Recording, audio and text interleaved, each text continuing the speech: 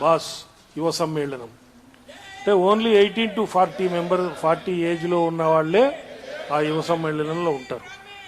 దాని గురించి దాని ప్రిపరేటరీగా ఏమేమి చేయాలి, మినిట్ టు మినిట్ ప్రోగ్రామ్ ఎట్లుంటుంది అనేది డిస్కస్ చేయడం జరిగింది.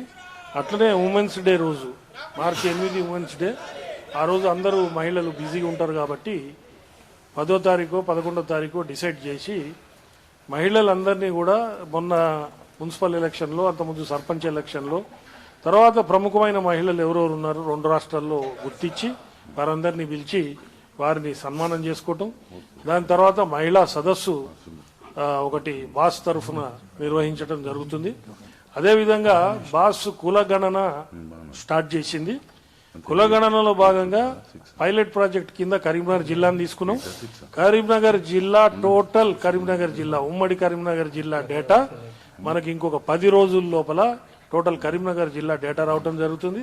అది పైలట్ ప్రాజెక్ట్ కాబట్టి అదే ప్రాజెక్టులో అక్కడ ఏమేమి మాకు అనుభవాలైనాయో అవన్నీ కూడా తీసుకొని మిగతా జిల్లాలకు కూడా విస్తరించి ఈ గ్రేటర్ హైదరాబాద్లో ఉన్న 300 డివిజన్ల నుంచి కూడా కరెక్ట్గా 100 డేస్లో 300 డివిజన్ల బ్రాహ్మణ డేటా 70 to 90% డేటా మనం బాస్ నుంచి కలెక్ట్ చేయడం జరుగుతుంది.